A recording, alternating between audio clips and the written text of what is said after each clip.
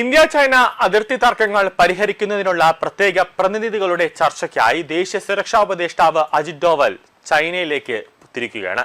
Chinese വിദേശകാര്യമന്ത്രി Wang യിയുമായാണ് അദ്ദേഹം കൂടിക്കാഴ്ച നടത്താൻ പോവുക.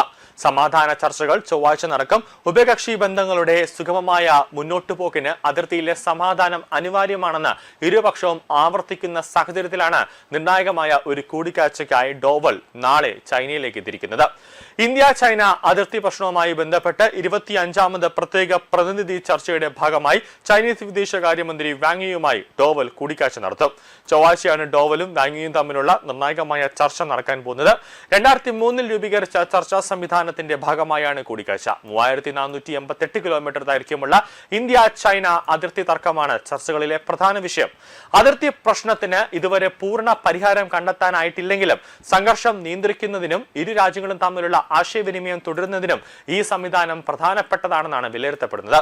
സെപ്റ്റംബർ 12, 13 തീയതികളിൽ ഡൽഹിയിൽ നടക്കാനിരിക്കുന്ന ബ്രിക്സ് ഉച്ചകോടിക്ക് തൊട്ടു മുമ്പ് കൂടിക്കാഴ്ച നടക്കുന്നു എന്നതും ശ്രദ്ധേയമാണ്. ചൈനീസ് പ്രസിഡന്റ് ഷി ജിൻപിങ് ഉച്ചകോടിയിൽ പങ്കെടുക്കുമെന്നാണ് പ്രതീക്ഷിക്കുന്നത്.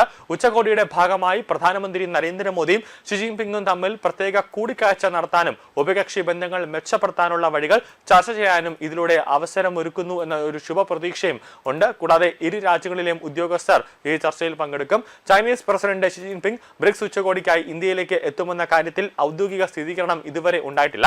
എന്നാൽ അദ്ദേഹം എത്തുമെന്നാണ് ഇന്ത്യ ചൈനീസ് പ്രസിഡന്റ് എത്തിയാൽ പ്രധാനമന്ത്രി നരേന്ദ്രമോദിയുമായി എന്തായാലും ഒരു നിർണായകമായ ഒരു കൂടിക്കാഴ്ച ഉണ്ടാകും. കഴിഞ്ഞ ഓഗസ്റ്റിൽ ടിയാൻജിനിൽ നടന്ന ഷാങ്ഹായ് സഹകരണ സംഘടന ഉച്ചകോടിക്കിടെയാണ് മോദിയും ഷി ജിൻപിങ്ങും അവസാനമായി ഒരു കൂടിക്കാഴ്ച നടത്തിയത്.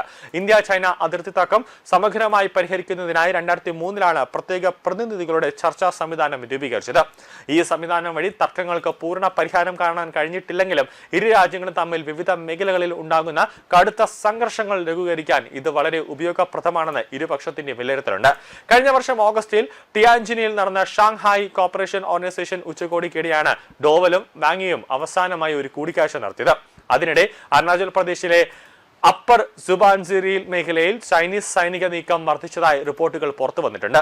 ചൈന ഇന്ത്യ അതിർത്തിയിലെ സ്ഥിതി നിലവിൽ പൊതുവെ സുസ്ഥിരമാണെന്ന് ചൈനീസ് വിദേശകാര്യ മന്ത്രാലയ വക്താവ് ഗുവോ ജിയാഗോൻ ഓഗസ്റ്റ് 12 പറഞ്ഞിരുന്നു. ചൈനയുമായുള്ള അതിർത്തി മേഖലയിലെ സംഭവ വികാസങ്ങൾ ഇന്ത്യ അതീവ ഗൗരവത്തോടെയാണ് കാണുന്നതെന്നും യഥാർത്ഥ നിയന്ത്രണ രേഖയിൽ സമാധാനവും ശാന്തതയും നിലനിർത്തുന്നതിന് പരമപ്രാധാന്യമുണ്ടെന്നും വിദേശകാര്യ മന്ത്രാലയ വക്താവ് രൺദീപ് ജയ്സ്വാൾ ഓഗസ്റ്റ് 11 വ്യക്തമാക്കിയിരുന്നു.